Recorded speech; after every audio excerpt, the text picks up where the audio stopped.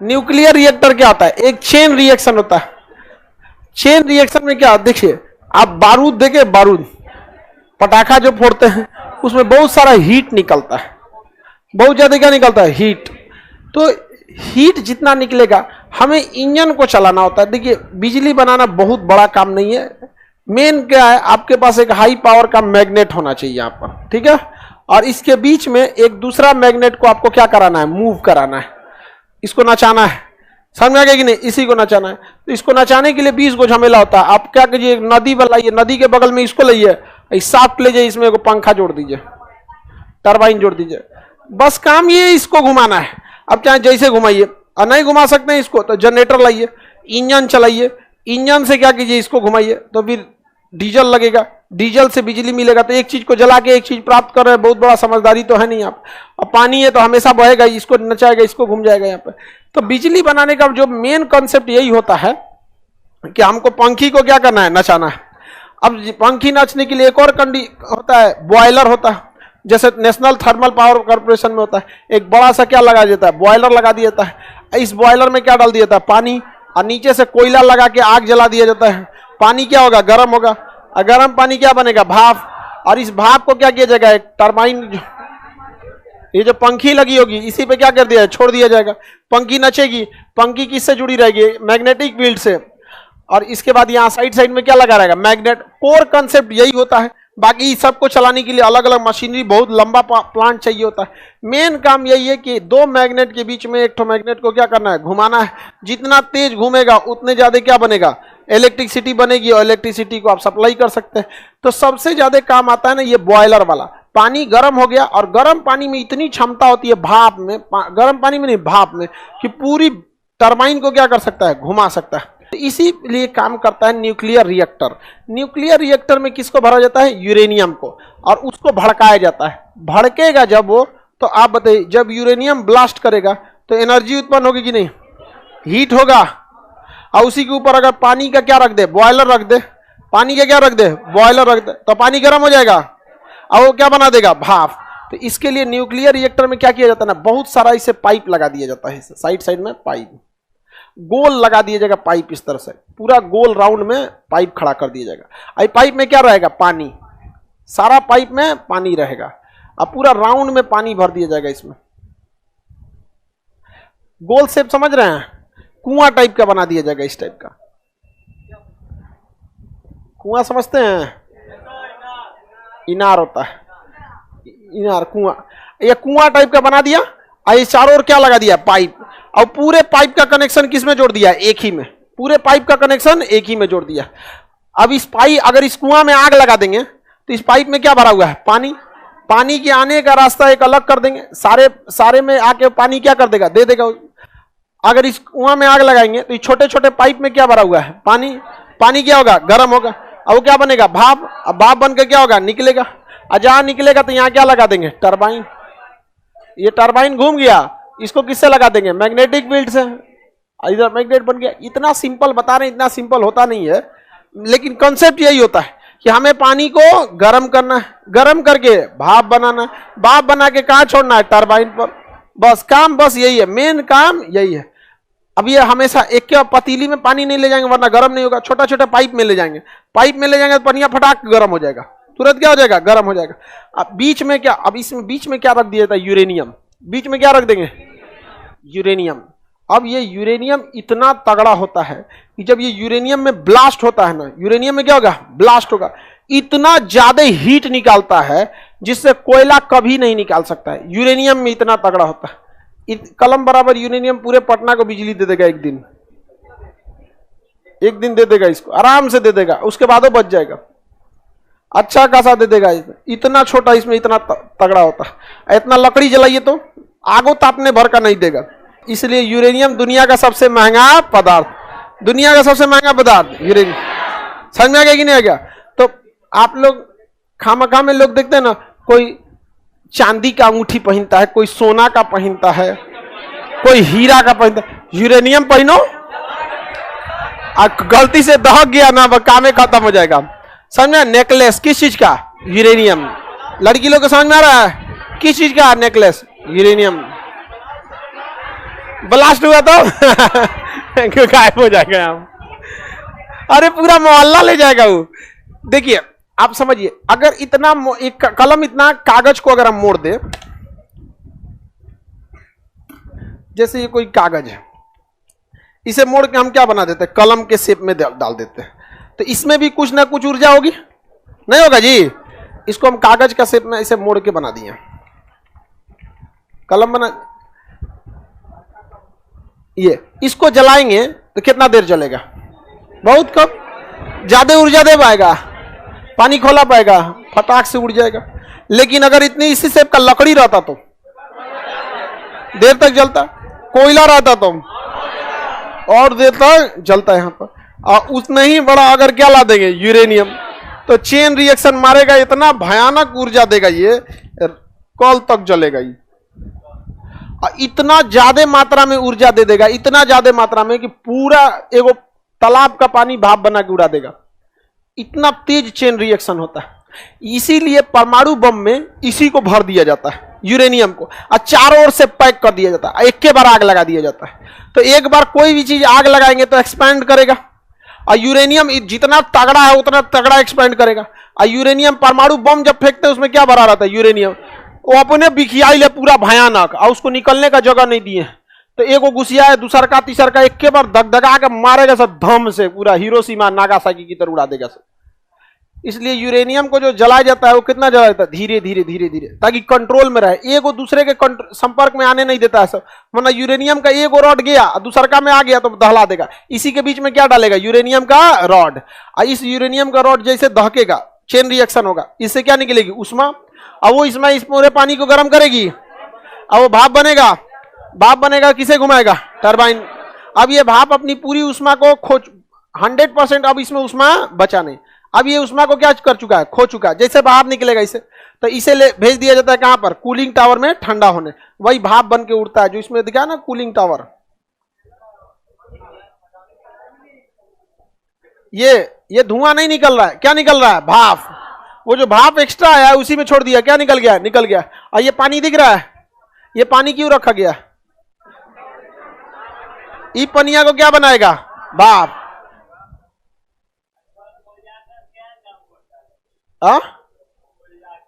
कोयला का भी काम है, लेकिन कोयला ज्यादा पर धुआं देने लगता है, और यूरेनियम धुआं हुआ नहीं देता है।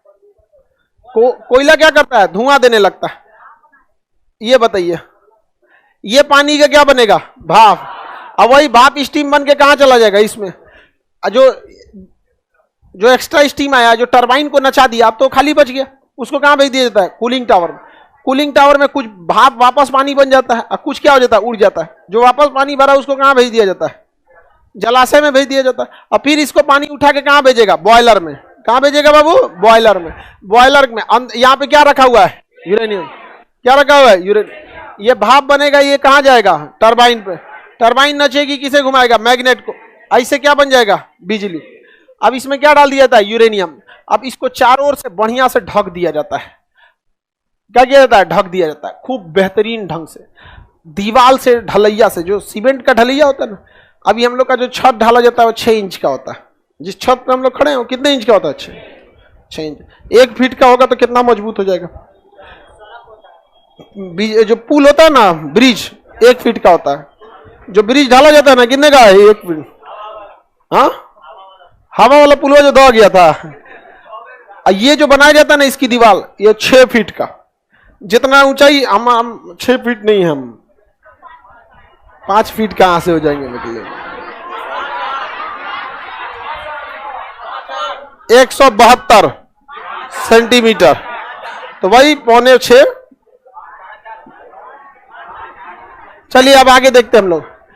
याद देखिए, तो इतना मोटा, जितना ऊंचाई हमारी है ना, इतना मोटा क्या होता है, दीवार। और उसमें छड़ डाल के कंक्रीट लगा दिया जाता है, और चारों ओर से ढक दिया जाता है। समझ में आ गया कि नहीं आ गया। और इसमें क्या डाला जाता है, यूरेनियम का एक इतना छोटा सा रॉड। तो कितना बड़ा बताए, मेरा डंडा कहां गया। ये देखिए, इतना ही बड़ा, इतना बड़ा क्या डाला जाता है, रॉड। और यही दहक जाता है, और ज्यादा डाल दिया तो भड़क जाएगा। चेरनोबिल में क्या हो गया था, ब्लास्ट हो गया। डाल दिया ज्यादा, वहां पर ब्लास्ट हो गया, और सारा बिजली के जगह पे ब्लास्टे कर गया चेरनोबिल। आज भी कोई चेरनोबिल में नहीं जाता है। जो मीडिया गए थे तो रिकॉर्डिंग करने, वो मर गया था सब। हेलीकॉप्टर गया था पायलट ले जाने, उसके वो भी मर गया। यहाँ पर इतना भयानक तहलका मचाता है। तो परमाणु बिजली घर में बिजली किससे मिलता है? यूरेनियम। बिजली यूरेनियम से बनती। मेन कॉन्सेप्ट यूरेनियम का काम होता है गर्म करके भाप बनाने का। जितना पानी में जितना यूरेनियम कर दे, 1 किलो यूरेनियम जितना में करेगा ना, उतना में कम से कम आप समझिए 20 ट्रेन लगेगा कोयला का। 20 गो ट्रेन भर भर के कोयला देंगे ना तो उतना लगेगा वहां पे। और उसमें से तो महंगा भी है तो प्रदूषण भी तो कम किया। कोयला ज्यादा महंगा पड़ जाएगा। उतना ट्रेन में से कोयला लाइए तो लोडिंग अनलोडिंग कीजिए, फिर कोयला को रखिए, हैंडलिंग कीजिए। कोयला यूरेनियम लाइए, भड़काइए, एकदम सीधे प्रदूषण भी नहीं होगा। यहाँ पर कोयला से क्या होगा? प्रदूषण। ना कोयला से बिजली बनेगा ना यूरेनियम से बनेगा। इसका मेन काम क्या है? बॉयलर को गर्म करके, बॉयलर में पानी एक ही जगह रहता है कि पाइप में रहता है, और चारों ओर से क्या होते रहता है? गर्म होते रहता है। अब भाप बन के क्या हो जाएगा? टरबाइन के पास जाएगा। कहां जाएगा? टरबाइन। और टरबाइन उसे क्या करेगा? नचा के बिजली बना देगा। बचा हुआ भाप कूलिंग टावर से उड़ जाएगा। कुछ नीचे बैठ के किस में मिल जाएगा? पानी में, जलाशय में मिल जाएगा। यूरेनियम मिलता कहाँ है? कनाडा में है, कजाकिस्तान में है, ऑस्ट्रेलिया में है, अमेरिका में। बहुत सारे देश हैं, सब 35-36 ऐसे देश हैं जिनके पास यूरेनियम बहुत ज्यादा है। भारत के पास यूरेनियम नहीं है। हालांकि झारखंड के जादूगोड़ा की खान में यूरेनियम मिला है, लेकिन वह यूरेनियम अच्छे क्वालिटी का नहीं है। जैसे चावल ही आप खाते हैं तो कई कैटेगरी का चावल होता है। एक ऐसा चावल मिलेगा लंबाई चौड़ाई बराबर रहेगा, तो सारा चावल खाने लायक भी तो नहीं रहता है ना। उसी तरह यूरेनियम भी सारा यूरेनियम यूज लायक नहीं रहता। तो भारत को जो यूरेनियम मिला है वो उतना तगड़ा नहीं है। बताइए परमाणु बिजली घर में किसका प्रयोग होता है? लेकिन थोरियम से भी बिजली बन सकती है, लेकिन थोरियम भड़क में नहीं करता है। उसे साफ करना बड़ा मुश्किल काम है। आप पूछिएगा कि साफ करने में क्या मुश्किल है? बहुत मुश्किल है। आपको धान दे दिया जाएगा, चावल बनाने में हालत खराब हो जाएगा। आपको समझ में आ गया कि नहीं? 1 कुंटल धान दे दे, कह दे कि चावल बनाइए, नहीं बना पाएंगे। उसको बहुत मुश्किल होगा, कूटना पड़ेगा, फिर ये करना पड़ेगा। तो उसके लिए राइस मिल आता है, दे दीजिए, राइस मिल में उड़ा देगा सारा धान का अलग से। तो मशीन राइस मिल चाहिए ना जी, उसी तरह चाहिए कि। लेकिन राइस मिल में दिक्कत नहीं है, चावलवा भड़केगा थोड़ी ना। उसको साफ करने के लिए चावलवा भड़केगा, जो यूरेनियम भड़क जाएगा। ज्यादा जहां दाका है साफ करने के चक्कर में भड़क जाएगा, वहीं पे ले दे पूरा प्लांटे सहित उड़ जाइएगा यहाँ पर। उसी तरह भारत चाहता है कि थोरियम को इनरिच करके साफ किया जाए ताकि इसे भड़काया जा सके, क्योंकि दुनिया का 80% थोरियम किसके पास है? भारत। अब 20 बचा हुआ 20% ब्राजील के पास है। दोनों लोगों की टेक्नोलॉजी उतनी आगे नहीं है। यूरोप वाले नहीं चाहते हैं सब कोई भी वैज्ञानिक थोरियम पे रिसर्च करे।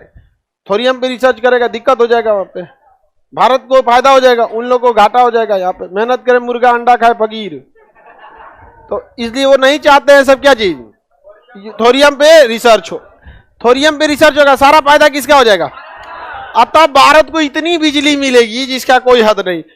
थोरियम हम लोग के पास केरल में भरा हुआ है, आंध्र प्रदेश में भरा हुआ है, तो यूरेनियम अभी खरीदना पड़ता है। अतः भारत के पास क्या आ जाएगा? थोरियम। थोरियम आ गया तो कोई दिक्कत है? अब भारत के वैज्ञानिक इस पर रिसर्च कर रहे हैं। जैसे थोरियम से बिजली बनने लगेगा, हमारे यहाँ बिजली फ्री, जैसे दिल्ली में है ना, सबके पास बिजली फ्री, टेंशन खत्म हो जाएगा। समझ में आ गया कि नहीं आ गया? तब हम एसी लगा देंगे सबके लिए। बताइए, जब तक ये कंट्रोल में है हमारे लिए क्या बनाएगा? बिजली। आज जिस दिन कंट्रोल के बाहर गया, बम। और थोड़ा मोड़ा बम नहीं, क्योंकि जो इसका धुआं निकलता है ना, किसी चीज का धुआं खत्म नहीं होता है, हवा में मिल जाता है। और इसका धुआं जो होता है हमारे डीएनए को बदल देता है, डीएनए चेंज कर देता है।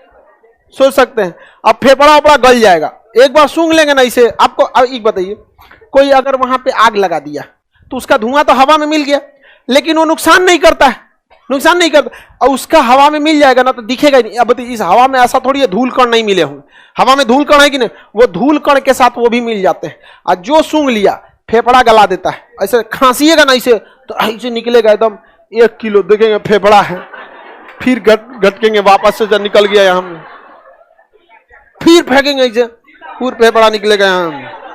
किडनी उडनी सब मर जाएंगे आप। इसलिए इसके लिए पोटेशियम आयोडाइड खाया जाता है। पोटेशियम आयोडाइड खा लीजिएगा ना तो गले से नीचे जाना ही नहीं देता। समझा गया कि नहीं क्या? पोटेशियम आयोडाइड की गोली खा लेना चाहिए। नोट करके आप लोग लिख लीजिएगा। अगर हालांकि ऐसा कोई दिक्कत नहीं, भारत में ऐसा हमला होने वाला रहेगा तो हम पहले ही अब सब लोग को इसकी चेतावनी दे देंगे, और कोई भारत में इस तरह से हमला नहीं करेगा। और अगर करेगा तो फिर हम लोग भी मारेंगे। कोई नहीं करने वाला। हाँ नहीं, अब कोई देश परमाणु बम थोड़े मारता है। मार देगा तो सोचो हम लोग का अपना नहीं रखे हैं लोग, मारेगा आदमी यहीं पे वहां पे। लेकिन पोटेशियम आयोडाइड की गोली इसलिए खा लेना चाहिए, परमाणु बम मारे ना मारे, हमारा जो परमाणु बिजली घर है वही भड़क गया तब क्या होगा? तो वहां पे पोटेशियम आयोडाइड की गोली बांट देनी चाहिए। वहां पर वो लोग खा के ही बच सकते हैं। इतना भयानक होता है कि वो हवा में मिक्स हो जाएगा, और हवा कभी खत्म होने वाली नहीं है। उस एरिया में जाइएगा 30-40 किलोमीटर की एरिया में, अगर आप 100 साल बाद भी जाइएगा तो भी मर जाइएगा। चेर्नोबिल जो यूक्रेन में जो घटना हुआ था ना, वहां ये घटना 1946 की है, 86 की है, 86 की। आज भी वहां कोई नहीं जाता है, ना रूस के सैनिक गए हैं ना यूक्रेन के सैनिक गए हैं। जहां जाएंगे तो मर जाएंगे वो लोग। अब मरने के बाद जो लाश उठाएगा वो भी मरेगा। सेम कोरोना देख रहे हैं, कोरोना कैसे कोरोना एक दूसरे से फैलता है। तो बस कोरोना से खतरनाक, वो तो टाइम नहीं देता ना, कुछ नहीं देगा, सीधे खत्म हो जाएगा।